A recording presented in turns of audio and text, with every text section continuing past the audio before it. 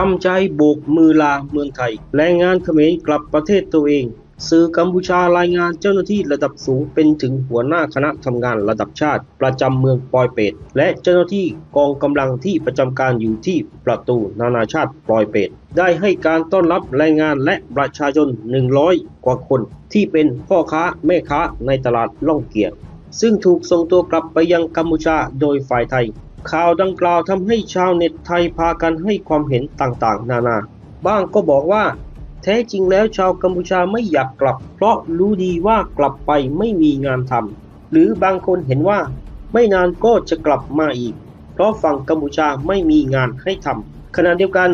เห็นว่ารัฐบาลไทยควรอนุญาตให้ทำงานเพราะขณะนี้แรงงานระดับล่างที่เป็นอาชีพที่คนไทยไม่ทำเช่นงานก่อสร้างเก็บผลไม้ในสวนหรืองานบริการบางประเภทขณะเดียวกันกระทรวงแรงงานกัมพูชาการันตีมีงานให้ทำแรงงานที่เดินทางกลับจากไทยเข้าสู่การจ้างงานภายในประเทศแล้วราว 620,000 คนจากทั้งหมดกว่า 970,000 คนเฮงซอรัฐมนตรีว่าการกระทรวงแรงงานและการฝึกอาชีพกัมพูชาย้ำว่าแรงงานเหล่านี้จะช่วยยกระดับการจ้างงานในประเทศแม้เศรษฐกิจโลกตกอยู่ในความไม่แน่นอนเพื่อสนับสนุนการโยกย้ายกลับสู่ตลาดแรงงานท้องถิ่นกระทรวงแรงงานเขมรได้จับคู่ตำแหน่งงานว่างการฝึกอาชีพและความช่วยเหลือทางสังคมควบคู่กันไปรัฐมนตรีแรงงานกัมพูชายังระบุด้วยว่าจำนวนประชากรที่มีงานทำแต่ระดับ10,700,000 คนเพิ่มขึ้นจากราวๆ800,000 คนในปี 2567 ในนั้นมี 2,800,000 คนเป็นคนงานภาคเกษตรภาคอุตสาหกรรม 3 ล้านคน และภาคบริการ 4,900,000 คน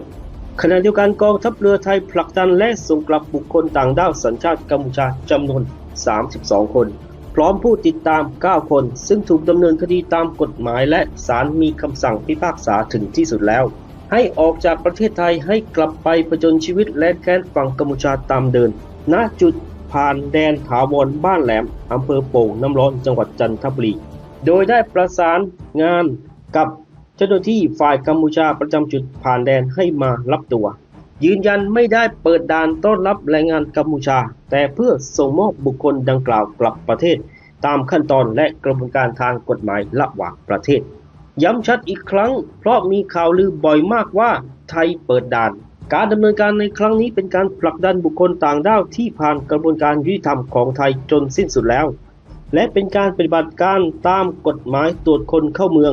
รวมทั้งความร่วมมือด้านความมั่นคงระหว่างหน่วยงานของทั้งสองประเทศมิใช่การผ่อนปลนหรือเปิดจุดผ่านแดนแต่อย่างใดปัจจุบันกองทัพเรือยังคงดำเนินการมาตรการปิดจุดผ่านแดนตลอดแนวชายแดนในพื้นที่รับผิดชอบ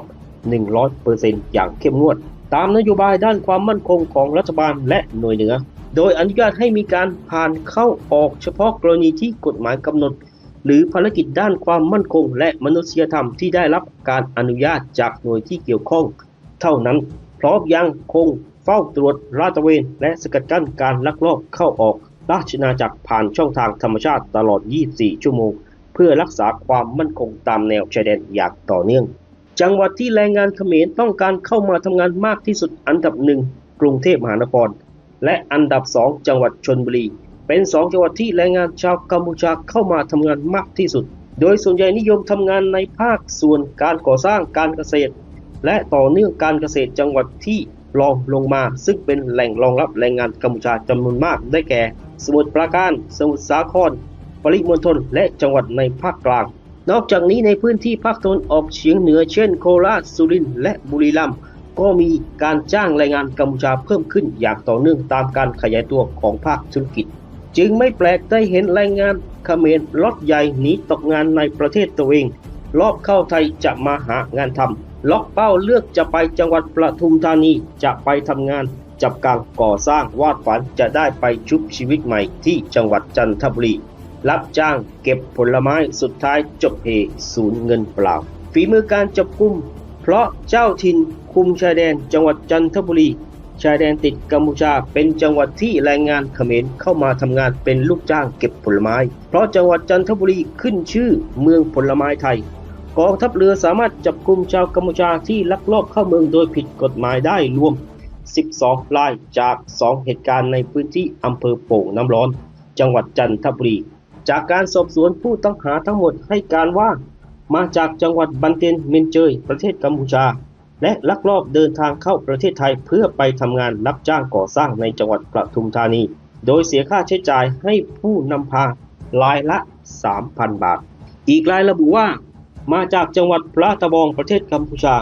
มีความประสงค์เดินทางเข้ามาทำงานรับจ้างในสวนผลไม้พื้นที่จังหวัดจันทบุรีแต่ถูกจับกุมเสียก่อน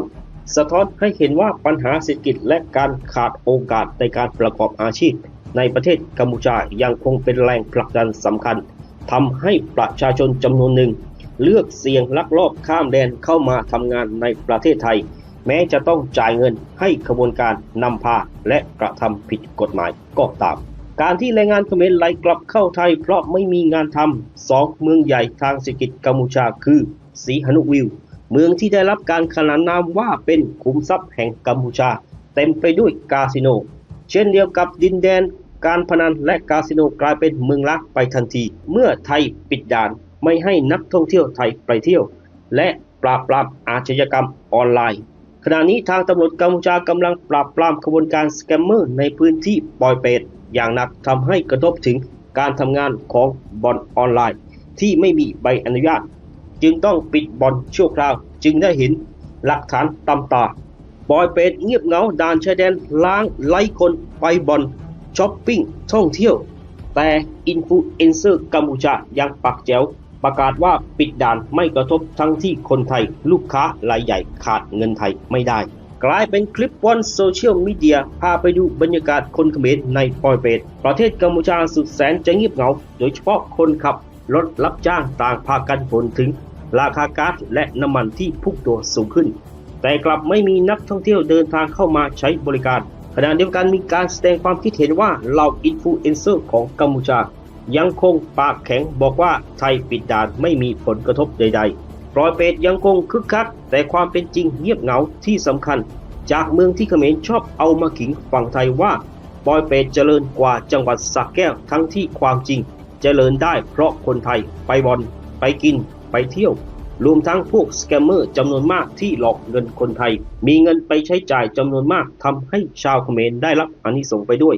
พอปิดด่านและสแกมเมอร์หนีหายไปหมดทุกอย่างก็กลับคืนสู่ความเป็นจริงว่าขาดไทยไม่ได้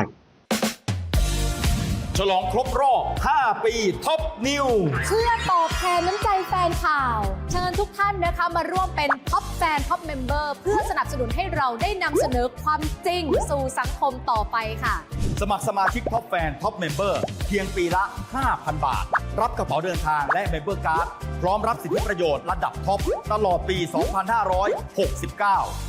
ส่วนลด 20% สินค้าท็อปนิวส่วนลด 10% ทัวร์กับท็อปนิวลุ้นจับรางวัล 6 ครั้งต่อปีลุ้นรับทองคำแท่ง128 รางวัลและวอเชอร์ทัวร์120 รางวัลรวมมูลค่ากว่า 5 ล้านบาทสอบถามข้อมูลโทร 02-481-5677 หรือ Line แอดท็อปช้อปปิ้ง